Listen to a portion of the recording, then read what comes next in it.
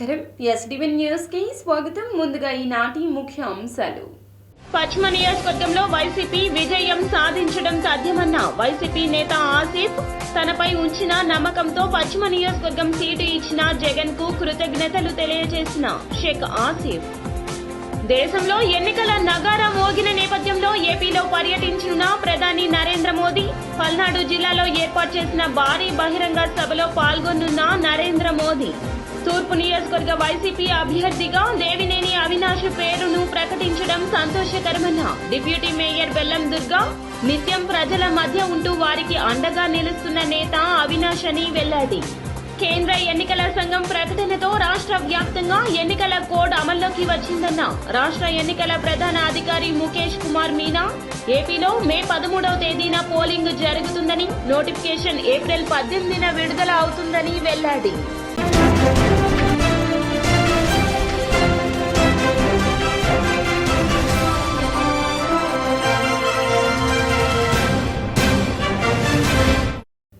ఇక డీటెయిల్స్ చూస్తే పశ్చిమ నియోజకవర్గంలో వైసీపీ పార్టీ విజయం తథ్యమని షేక్ ఆసిఫ్ వెల్లడించారు. ఈరోజు జగన్మోహన్ రెడ్డి గారు అసెంబ్లీ అభ్యర్థులను ప్రకటించడం జరిగింది. ముందుగా ఏదైతే ఎస్సీ, ఎస్టీ, బీసీ, మైనార్టీలకు ప్రాధాన్యత ఇచ్చి అభ్యర్థులను ప్రకటించారు. అందులో భాగంగానే ముస్లిం మైనార్టీలకు పెద్దపీట వేసి విజయవాడ పశ్చిమ నియోజకవర్గానికి షేక్ ఆసిఫ్ అనే నన్ను ప్రకటించడం చాలా ఆనందంగా ఉంది. ముస్లిం మైనార్టీలకి ఎప్పుడు నేను అండగా ఉంటాను, ముస్లిం మైనార్టీలకు నేను ఎప్పుడు తోడుగా ఉంటానని చెప్పేసి అనేక ఏ సమస్య వచ్చినా సరే ముస్లిం మైనార్టీలకి వెంటనే స్పందిస్తూ ఉర్దూ సెకండ్ లాంగ్వేజ్ కానివ్వండి, లేకపోతే హజ్ యాత్రికులకు రాయితీలు కానివ్వండి, అలాగే ఎవరైతే ముస్లిం పిల్లలు చదువుకుంటారో వాళ్ళకి మంచి యూనివర్సిటీలో వెళ్ళి చదువుకునే విధంగా సౌకర్యాలు కల్పించడం, అలాగే షాదీ ముబారక్ అని చెప్పేసి, అలాగే అనేక సంక్షేమ పథకాలు ముస్లిం మైనార్టీ పిల్లలకి అమ్మ ఒడి కానీ, చేయూత కానీ, ఆసరా కానీ ఎన్నో విధాలుగా ఆదుకున్న నాయకుడు ఎవరు ఉన్నారంటే వైఎస్ జగన్మోహన్ రెడ్డి గారు. మరి ఇన్ని సంక్షేమాలు ఇస్తూ ఇంత ముస్లిం మైనార్టీలకి అండగా ఉంటున్న జగన్మోహన్ రెడ్డి గారు నాకు ఈరోజు పశ్చిమ నియోజకవర్గానికి అభ్యర్థిగా ప్రకటించడం నా అదృష్టంగా భావిస్తూ, జగన్మోహన్ రెడ్డి గారు ఏదైతే నా మీద నమ్మకం పెట్టి ఈ యొక్క అవకాశాన్ని ఇచ్చారో ఆ అవకాశాన్ని సద్వినియోగం చేసుకొని దేశంలో ఎన్నికల నగారా మోగిన నేపథ్యంలో ప్రధాని నరేంద్ర మోదీ ఏపీలో పర్యటించనున్నారు. పల్నాడు జిల్లాలో ఏర్పాటు చేసిన భారీ బహిరంగ సభలో పాల్గొంటారు. ఈ మేరకు బీజేపీ విజయవాడ కార్యాలయం ప్రకటించింది. జిల్లాలోని చిలకలూరిపేటలో సభ ఏర్పాటు చేసినట్లు వెల్లడించింది. ఈ సభలో టీడీపీ అధినేత చంద్రబాబు, జనసేన చీఫ్ పవన్ కళ్యాణ్ కూడా పాల్గొంటారు. దాదాపు 10 ఏళ్ల తర్వాత కూటమి భాగస్వామ్యులు అందరూ కూడా ఒక వేదికపైకి రానుండటంతో ఈ సభకు ప్రాధాన్యత పెరిగింది. 2024 ఎన్నికలకు సంబంధించి ఏపీలో ఇది తొలి ఎన్డీఏ మీటింగ్. వైసీపీ తూర్పు నియోజకవర్గ అభ్యర్థిగా అవినాష్ పేరును ప్రకటించడం సంతోషకరమని డిప్యూటీ మేయర్ బెల్లం దుర్గా అన్నారు.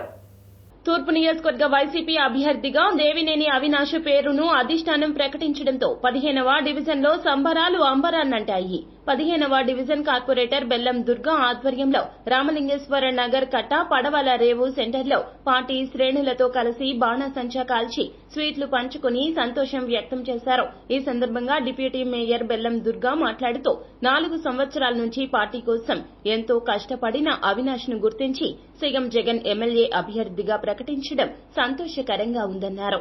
ముఖ్యమంత్రి వైఎస్ జగన్మోహన్ రెడ్డి గారు ఏదైతే ఈడుపల్లిలో 175 నియోజకవర్గాల సందర్భంగా ఎమ్మెల్యే సీట్లు మరియు ఎంపీ సీట్లు అనౌన్స్ చేసింది. దానిలో భాగంగా ఈరోజు తూర్పు నియోజకవర్గంలో మా యొక్క తూర్పు నియోజకవర్గ ఎమ్మెల్యే అభ్యర్థి అయిన శ్రీ దేవినేని అవినాష్ గారి పేరు అనౌన్స్ చేస్తుండలో మేమందరం కూడా సంతోషం వ్యక్తం చేస్తూ ఇక్కడ 15వ డివిజన్లోని పడవల రేవ్ సెంటర్ దగ్గర మా యొక్క 15వ డివిజన్ ప్రజానీకం కార్యకర్తలు, వైఎస్ఆర్ కుటుంబ సభ్యులు అందరం కూడా కలిసి మరి మాజీ డిప్యూటీ మేయర్ ఆళ్ల చెల్లారావు గారు, 15వ డివిజన్ నా యొక్క అన్నదమ్ములు, బాబాయిలు, పెద్దనాన్నలు, వైఎస్ఆర్ కుటుంబ సభ్యులు అందరం కూడా ఈరోజు మేమందరం కూడా సంతోషం వ్యక్తం చేస్తూ దానికి సందర్భంగా టపాసులు పేలుస్తూ మరి స్వీట్లు పంచుతూ జగన్మోహన్ రెడ్డి గారికి కృతజ్ఞతలు తెలియజేస్తూ ఆయనకు పాలాభిషేకం చేశాం.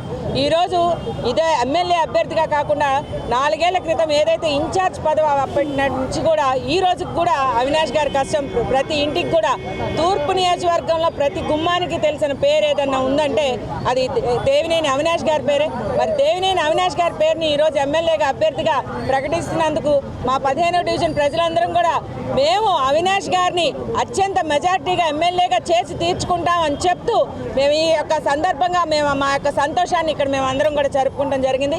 తప్పకుండా ఏదైతే ఈరోజు సీట్ అనౌన్స్ చేసినందుకు మేము ఎంత సంతోషంగా మా యొక్క కార్యకర్తలు కానీ మా యొక్క కుటుంబ సభ్యులు వైఎస్ఆర్ కుటుంబ సభ్యులు అందరం కూడా 15వ డివిజన్ ప్రజానికి అందరం కూడా మేము ఎంత అయితే సంబరాలు చేశామో మరి అదే జూన్ 4వ తారీఖున అవినాష్ గారు విన్నింగ్ సీట్ రాష్ట్ర వ్యాప్తంగా కేంద్ర ఎన్నికల కోడ్ అమల్లోకి వచ్చిందని రాష్ట్ర ఎన్నికల ప్రధాన అధికారి ముఖేష్ కుమార్ మీనా వెల్లడించారు. సచివాలయంలో ఏర్పాటు చేసిన విలేకరుల సమావేశంలో రాష్ట్ర ఎన్నికల ప్రధాన అధికారి ముఖేష్ కుమార్ మీనా మాట్లాడుతూ కేంద్ర ఎన్నికల సంఘం ప్రకటనతో రాష్ట్ర వ్యాప్తంగా ఎన్నికల కోడ్ అమల్లోకి వచ్చిందన్నారు. ఏపీలో పోలింగ్ మే 13వ తేదీన జరుగుతుందని, నోటిఫికేషన్ ఏప్రిల్ 18వ తేదీన విడుదల అవుతుందన్నారు. ఇవాళ్టికి ఏపీలో 4.09 కోట్ల మంది ఓటర్లు నమోదు అయ్యారన్నారు. తుది ఓటర్ల జాబితా నాటికి 4.07 కోట్ల మంది ఉన్నారన్నారు. కొత్తగా ఈ నెలన్నర రోజుల్లో 1.75 లక్షల మంది వచ్చారన్నారు. Doing the exercise of vulnerability mapping అంటే critical polling station identification process నడుస్తుంది. ఎలక్షన్ కమిషన్ గైడ్ లైన్స్ ప్రకారం క్రిటికల్ పోలింగ్ స్టేషన్ ఐడెంటిఫై ఒకసారి ఎలక్షన్ అనౌన్స్ చేసిన తర్వాత విదిన్ 1 week to 10 days లోపల క్రిటికల్ పోలింగ్ స్టేషన్స్ తర్వాత వల్నరబుల్ పోలింగ్ స్టేషన్ తయారు చేసి రిపోర్ట్ ఆర్ఓ నుంచి और సెక్టర్ ఆఫీసర్ నుంచి ఆర్ఓకి రావాలి, ఆర్ఓ నుంచి డిఓకి, డిఓ నుంచి మాకు, మేము మళ్ళీ కమిషన్కి పంపిస్తాము. So all these critical polling stations vulnerable polling స్టేషన్స్ని ఐడెంటిఫై చేసిన తర్వాత స్పెషల్ అరేంజ్మెంట్స్ అక్కడ పెట్టడం జరుగుతుంది.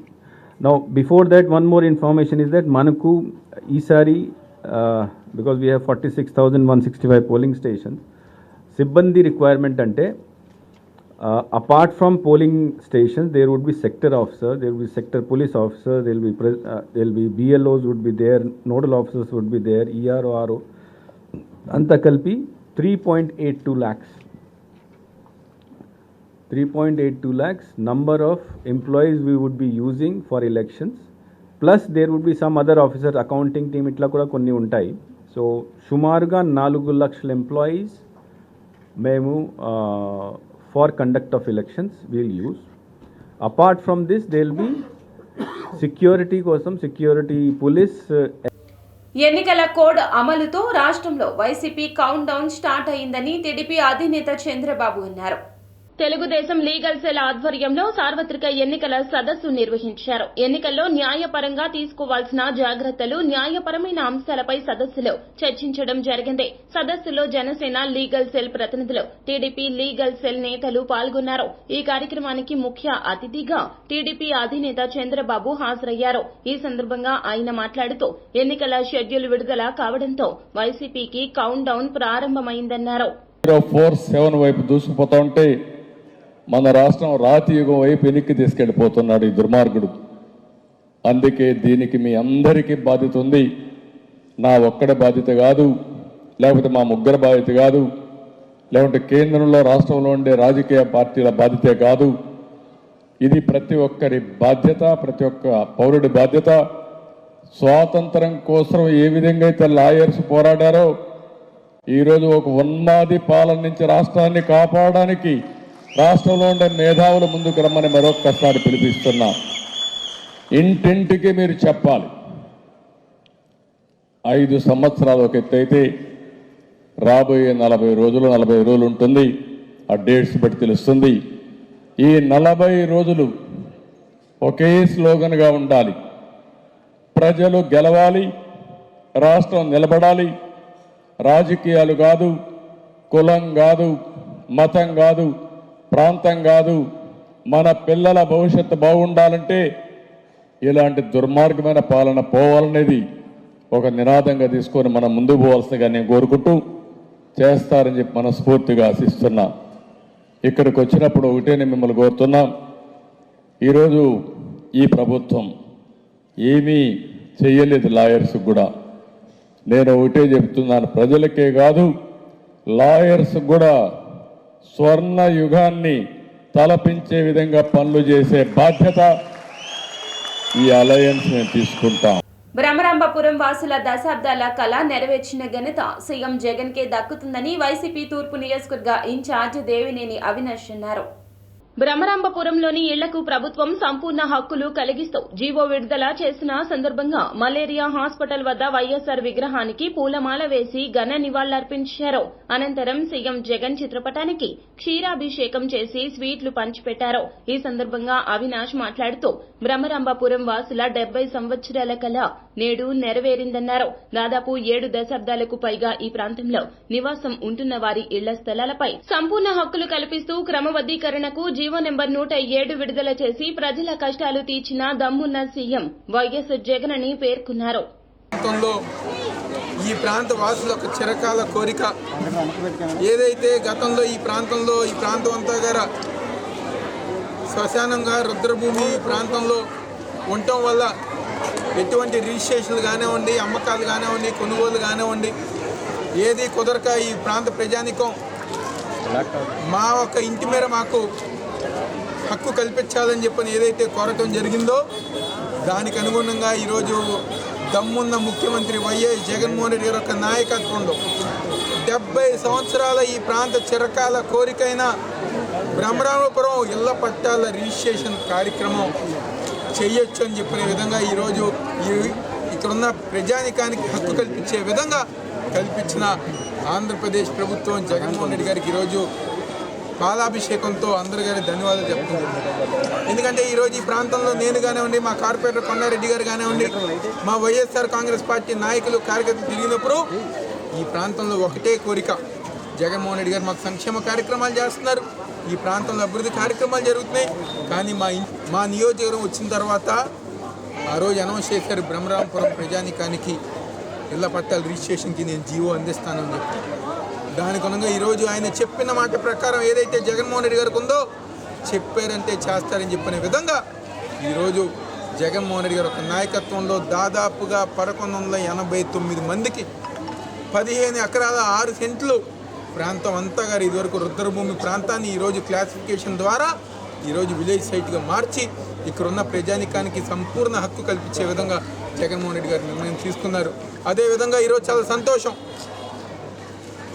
జగన్మోహన్ రెడ్డి గారి ఒక నాయకత్వంలో రేపు 2024లో ఏదైతే 175 నియోజకవర్గాలు ఈరోజు జగన్మోహన్ రెడ్డి గారు అనౌన్స్ చేశారో ఈరోజు ఆయన చాలా సంతోషం ఉంది.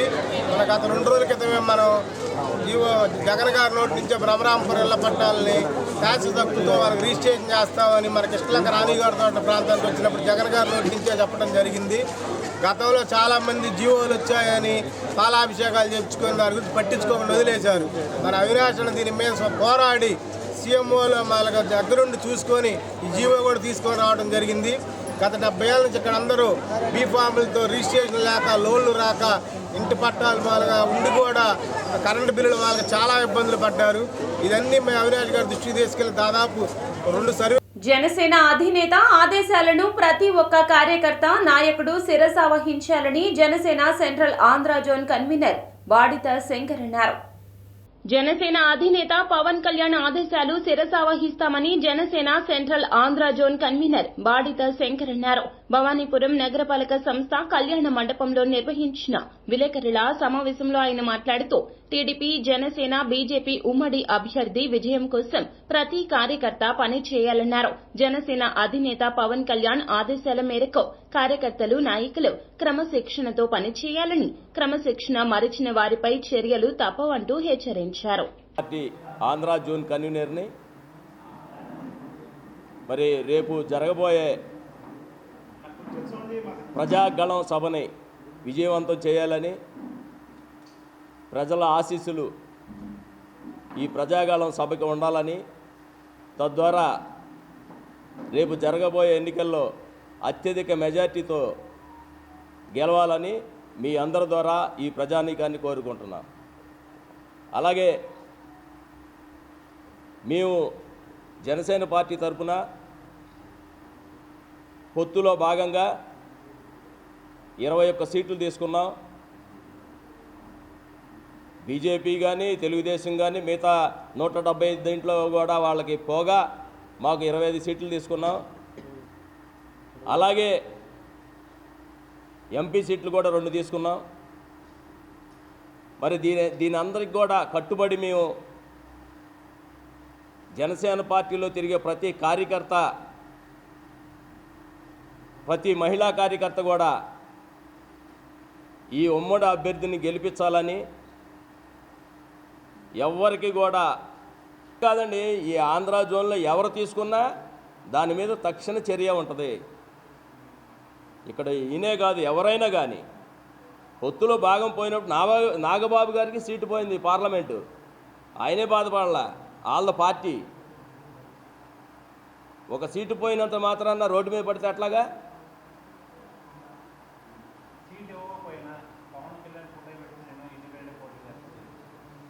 ఎవరో పెట్టుకుంటే చేసేదేమీ లేదు. ఎన్టీ రామారావు ఫోటో పెట్టుకొని కూడా ఎలక్షన్కి వెళ్తూ ఉంటారు, అది వాళ్ళ ఇష్టం. కానీ పార్టీని ఇక్కడ రోడ్డు మీదకి లాగకూడదు. పార్టీని ఇప్పుడు దాకా వాడుకొని, ఇప్పుడు దాకా పార్టీ జెండాను అడ్డు పెట్టుకొని నువ్వు ఈరోజు మళ్ళీ రోడ్డు మీదకి వచ్చేసి నాకు సీట్ ఇవ్వలేదంటే ఎట్లాగా? ఏపీ వాలంటీర్లకు కేంద్ర ఎన్నికల సంఘం చెక్ పెట్టింది. లోక్సభ ఎన్నికలకు పలు రాష్ట్రాలను, అసెంబ్లీ ఎన్నికలకు కేంద్ర ఎన్నికల సంఘం షెడ్యూల్ విడుదల చేస్తోంది. ఈ సందర్భంగా chief election commissioner Rajiv Kumar మాట్లాడుతూ ఎన్నికల ప్రక్రియ గురించి వివరించారు. ఈ క్రమంలో ఏపీలోని వాలంటీర్లకు సంబంధించి కీలక వ్యాఖ్యలు చేశారు. ఎన్నికల ప్రక్రియలో వాలంటీర్లు, తాత్కాలిక సిబ్బంది పాల్గొనరాదంటూ స్పష్టం చేశారు. ఎన్నికల్లో పోటీ చేస్తున్న అభ్యర్థుల వివరాలు కేవైసీ యాప్లో చూడొచ్చని చెప్పారు. ఎక్కడైనా అవకతవకలు జరిగితే యాప్ ద్వారా ఫిర్యాదు చేయొచ్చన్నారు. దళితుల డిమాండ్లతో కూడిన వినతి పత్రాన్ని Ambedkar India mission politburo convener Bussa Nalini Mohan BJP రాష్ట్ర అధ్యక్షురాలు పురంధరేశ్వరికి అందజేశారు. తమ డిమాండ్ల సాధనకు అంబేద్కర్ ఇండియా మిషన్ ఆధ్వర్యంలో పలు డిమాండ్లతో కూడిన వినతి పత్రాన్ని రాష్ట్ర అధ్యక్షురాలు దగ్గుపాటి పురంధరేశ్వరికి Ambedkar India mission politburo convener Bussa Nalini Mohan, co convener Vase Anand, గౌరవ సలహాదారులు బళ్లా రామకృష్ణ, సభ్యులు బి రత్నం, వలపర్ల కిషోర్ తదితరులు అందజేశారు. ఈ సందర్భంగా Ambedkar India mission politburo convener Bussa Nalini Mohan మాట్లాడుతూ దళిత వాడలు ప్రత్యేక పంచాయతీలు చేయాలన్నారు. ఎస్సీ ఎస్టీ సప్లాన్ నిధులు దళితుల అభివృద్ది కోసం వినియోగించాలని కోరారు. పురంధేశ్వర్ గారి ఆధ్వర్యంలో, అలాగే భారతీయ జనతా పార్టీ జాతీయ ప్రధాన కార్యదర్శి గారి ఆధ్వర్యంలో, మా నర్సాపురం జిల్లా పార్టీ అధ్యక్షులు తాతాజీ గారి ఆధ్వర్యంలో ఈరోజు తణుకు నియోజకవర్గం నుంచి చాలామంది మోడీ గారి పరిపాలన పట్ల ఆకర్షితులై ఈరోజు భారతీయ జనతా పార్టీలో చేరటానికి విచ్చేశారు. వారందరికీ, ముఖ్యంగా పాత్రికేయ మిత్రులందరికీ కూడా నా నమస్కారాలు. ఈరోజు భారతదేశం గౌరవనీయులు శ్రీ నరేంద్ర మోడీ గారి ఆధ్వర్యంలో ఒకవైపు అభివృద్ధి కార్యక్రమాలు, ఇంకోవైపు సంక్షేమ పథకాలు, ఈ విధంగా ప్రగతి పదంలో దూసుకెళ్తున్నటువంటి నేతృత్వంలో, అదేవిధంగా కొన్ని దశాబ్దాలుగా, శతాబ్దాలుగా కూడా అవనటువంటి అనేక కార్యక్రమాలు, ఉదాహరణకు అయోధ్య రామమందిర పునర్నిర్మాణం కానీ, అలాగే ఆర్టికల్ 370 రద్దు కానీ, మహిళా రిజర్వేషన్ కానీ, ట్రిపుల్ తలాక్ బిల్ కానీ, ఇలాంటి చారిత్రాత్మకమైనటువంటి బిల్స్ తీసుకొచ్చినటువంటి నేపథ్యంలో ఈరోజు ఆకర్షితురాలు అయి నేను, అదేవిధంగా భారతదేశం ప్రగతి పదంలో నరేంద్ర మోడీ గారి నాయకత్వంలో ముందుకు వెళ్ళాలి అంటే ప్రతి పౌరుడు కూడా వారి యొక్క సంఘీభావాన్ని ఇస్తే మరింత ముందుకు వెళ్ళేటువంటి అవకాశం ఉన్నటువంటి సందర్భంలో ఈరోజు భారతీయ జనతా పార్టీలో చేరటం జరిగింది. నేను కూడా ఒక బాధ్యతాయుతమైనటువంటి కార్యకర్తగా భారతీయ జనతా పార్టీలో ఈరోజు అమలవుతున్నటువంటి సంక్షేమ పథకాలు కానీ, జరుగుతున్నటువంటి ప్రగతి అభివృద్ధిని మారుమూల గ్రామాల్లో ఉన్నటువంటి ప్రతి ఒక్కరికి చేర్చడంలో కానీ, ఈ యొక్క సమాచారాన్ని, జరుగుతున్నటువంటి ప్రగతిని, పురోగతిని ప్రతి ఒక్కరికి చేరవేసి మరింత. మైలవరం ఎమ్మెల్యే అభ్యర్థి టికెట్ను సర్నాల తిరుపతిరావుకు కేటాయించడంతో వైసీపీ శ్రేణుల సంబరాలు అంబరాన్ని అంటాయి. మైలవరం ఎమ్మెల్యే అభ్యర్థి టికెట్ సర్నాల తిరుపతిరావుకు కేటాయించడంతో మైలవరం వైఎస్సార్ కాంగ్రెస్ పార్టీ స్థానిక కార్యాలయంలో కార్యకర్తల అభిమానులు కోలాహలం మధ్య ఘనంగా వేడుకలు నిర్వహించారు. సర్నాల తిరుపతిరావుకు కేక్ కటింగ్ కార్యక్రమాన్ని ఏర్పాటు చేశారు. ఇటీవల సర్నాల తిరుపతిరావుకు మైలవరం నియోజకవర్గం వైఎస్సార్ కాంగ్రెస్ పార్టీ సమన్వయకర్త బాధ్యతలు అప్పగించిన విషయం అందరికీ తెలిసిందే. చివరి దశలో ఎమ్మెల్యే అభ్యర్థిని మారుస్తారంటూ ప్రచారం జోరుగా సాగింది. అయితే అధిష్టానం తిరుపతిరావునే ఎమ్మెల్యే అభ్యర్థిగా బరిలోకి దించడంతో బీసీ నాయకులు ఆనందం వ్యక్తం చేశారు. రేపటి నుంచి మా పెద్దవాళ్ళు చెప్తానన్నారు రోడ్ మ్యాప్. దాని ప్రకారంగా ఈ మైలవరం నియోజకవర్గం మొత్తం కూడా తిరిగి కష్టపడి ఈ నియోజకవర్గంలో మైలవరం వైఎస్ఆర్ కాంగ్రెస్ పార్టీ సీటు జగన్మోహన్ రెడ్డి గారిని గుర్తుగా ఇస్తున్నాము. దానికి అఖండ మెజార్టీతో ప్రజలందరూ కూడా గెలిపించాలని కోరుకుంటూ గౌరవ ముఖ్యమంత్రి జగన్మోహన్ రెడ్డి గారికి కృతజ్ఞతలు తెలుపుకుంటూ, అలాగే మా మహిళా ప్రజల మీద జగన్మోహన్ రెడ్డి గారి పెట్టుకున్న నమ్మకాన్ని మేము అందరం కలిసి నిలుపుకుంటామని చేస్తూ సర్నాల తిరుపతిరావు గారిని మైలవరం అసెంబ్లీ అభ్యర్థిగా అందరూ సమీక్షిస్తూ అత్యధిక మీద గెలిపించుకుంటామని చెప్పుకుంటూ, అలాగే పార్లమెంట్ సభ్యులుగా కేసీఆర్ నాని గారిని కూడా గెలిపించుకొని జగన్మోహన్ రెడ్డి గారికి మా మీద నమ్మకాన్ని ఆయనకి గిఫ్ట్గా వాళ్ళు ఏ పదవుల్లో ఉన్నప్పుడు కూడా ఏ హోదాలో ఉన్నా కానీ కింద ప్రజానీకాన్ని అందరినీ కూడా కలుపుకొని వెళ్ళి పార్టీలకు అతీతంగా కూడా ఈనాడు అందరినీ కూడా సమైక్యంగా తీసుకొచ్చే విధంగా సమైక్యంగా జగన్మోహన్ రెడ్డి గారికి ఓటేసే విధంగా అందరినీ కలుపుకొని వెళ్ళి గ్రామాల్లో వాళ్ళని మనకి ఆకర్షించే విధంగా పార్టీకి మరి తీసుకురావడానికి అభివృద్ధిత్వాన్ని ముందు మనకి సర్నాల తిరుపతిరావుని మరి ఆ గ్రామాల్లో తిప్పి ఆ గ్రామాల్లో ఉన్నటువంటి సమస్యలని మరి వాటిని అన్నింటినీ కూడా తీర్చే విధంగా కూడా ఆ గ్రామాన్ని ఐటీలోనే ముఖ్యంగా ఈనాడు ఉన్నటువంటి ముఖ్యమంత్రి జగన్మోహన్ రెడ్డి గారు ఒక వినూత్నమైనటువంటి ఒక ఏ రాష్ట్రంలో కూడా జరగనటువంటి ఒక ప్రాతినిధ్యం వహించేటటువంటి నియోజకవర్గాలన్నీ కూడా ఎత్తున ఏ విధంగా వాళ్ళ అభ్యర్థులను నియమించారు అంటే అది ఎప్పుడూ కూడా ఈ విధంగా జరగలేదు. 175 మందిని ఒకేసారి ఇట్లా మరి కలపడం అనేది అది ఏ పార్టీ కూడా చేయలేదు. ముఖ్యంగా ఏంటంటే మన సోదరులంతా కూడా నియోజకవర్గ ఎమ్మెల్యే అభ్యర్థిగా సర్నాల తిరుపతిరావు గారిని ఎన్నిక చేయడం చాలా సంతోషకరంగా ఉంది. మైలవరం నియోజకవర్గ ప్రజలందరూ కూడా ఎంతో సంతోషంగా ఉన్నారు. ఎస్సీ ఎస్టీ బీసీ మైనార్టీల్లో ఏ ఒక్కరికి సీట్ ఇచ్చినా కానీ గెలుపు 50% మనకి గెలుపు వచ్చినట్లే. నిజంగా చట్టసభల్లో ప్రాధాన్యత ఇస్తూ అవకాశం కల్పిస్తూ గతంలో ఇండిపెండెన్స్ వచ్చిన దగ్గర నుంచి గతంలో ఎప్పుడూ లేని విధంగా ఎస్సీ ఎస్టీ బీసీ మైనార్టీల్లో ఎక్కువ మందికి అవకాశం కల్పిస్తూ ఎమ్మెల్యే సీట్లు కానీ ఎంపీ సీట్లు కానీ ఎక్కువ మందికి అవకాశం కల్పించినటువంటి జగన్మోహన్ రెడ్డి గారికి మరొక్కసారి సభాముఖంగా ధన్యవాదాలు తెలియజేస్తున్నాను. ఇప్పుడు దాకా ఒక లెక్క అండి, ఇప్పటి నుంచి ఒక లెక్క. యాదవ్ను ప్రకటించడం చాలా సంతోషకరమైన విషయం. ఎన్నో సంవత్సరాల నుంచి 50 సంవత్సరాల నుంచి ఇక్కడ ఒకే కులాన్ని ప్రాతినిధ్యం వహిస్తున్న అసెంబ్లీ నియోజకవర్గాన్ని ఈ రోజున జగన్మోహన్ రెడ్డి గారు ఒక బీసీ కులస్తులకి ఏర్పాటు చేయడం జగన్మోహన్ రెడ్డి గారికి కృతజ్ఞతలు తెలుపుతున్నాం. జగన్మోహన్ రెడ్డి గారు బడుగు బలహీన వర్గాలని ఎంతవరకు కూడా ఆయన ముందుగా తీసుకెళ్లి వాళ్ళని ఎక్కువ ప్రాధాన్యత ఇవ్వడం జరుగుతుంది.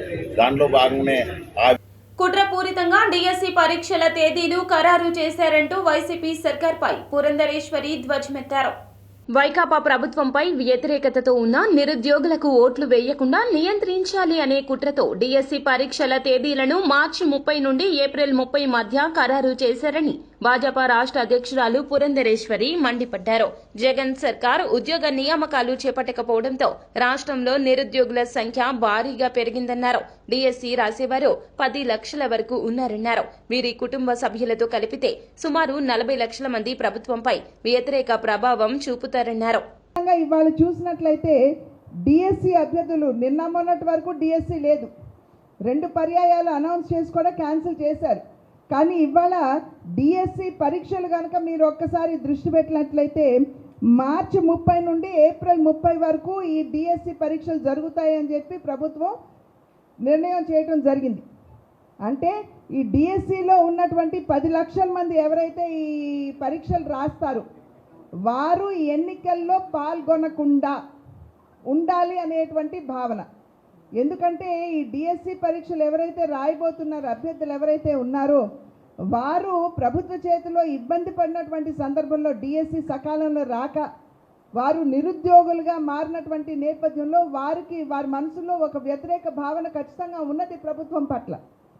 కనుక ఆ వ్యతిరేక భావన వారికి వ్యతిరేక ఓటుగా పడకూడదు అనేటువంటి భావనతోటి ఈ డిఎస్సి పరీక్షల్ని మార్చి 30 నుండి ఏప్రిల్ 30 వరకు కూడా వారు నిర్ణయించడం జరిగింది. ఈ 30 లక్షల మంది ఎవరైతే 10 లక్షల మంది ఎవరైతే ఉన్నారో వారి తల్లిదండ్రుల్ని కనుక మనం కలుపుకున్నట్లయితే ఒక 40 లక్షల ఓట్. వార్తలు ముగించే ముందు ముఖ్య అంశాలు మరోసారి. పశ్చిమ నియోజకవర్గంలో వైసీపీ విజయం సాధించడం సాధ్యమన్న వైసీపీ నేత ఆసిఫ్, తనపై ఉంచిన నమ్మకంతో పశ్చిమ నియోజకవర్గం సీటు ఇచ్చిన జగన్ కు కృతజ్ఞతలు తెలియజేసిన షేక్ ఆసిఫ్. దేశంలో ఎన్నికల నగారా మోగిన నేపథ్యంలో ఏపీలో పర్యటించనున్న ప్రధాని నరేంద్ర మోదీ, పల్నాడు జిల్లాలో ఏర్పాటు చేసిన భారీ బహిరంగ సభలో పాల్గొనున్న నరేంద్ర మోదీ. తూర్పు నియోజకవర్గ వైసీపీ అభ్యర్థిగా దేవినేని అవినాష్ పేరును ప్రకటించడం సంతోషకరమన్న డిప్యూటీ మేయర్ బెల్లం దుర్గా.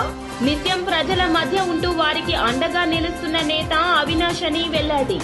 కేంద్ర ఎన్నికల సంఘం ప్రకటనతో రాష్ట్ర వ్యాప్తంగా ఎన్నికల కోడ్ అమల్లోకి వచ్చిందన్న రాష్ట్ర ఎన్నికల ప్రధాన అధికారి ముఖేష్ కుమార్ మీనా. ఏపీలో మే 13వ తేదీన పోలింగ్ జరుగుతుందని, నోటిఫికేషన్ ఏప్రిల్ 18న విడుదల అవుతుందని వెల్లడి. SBV న్యూస్ సమాప్తం. నమస్కారం.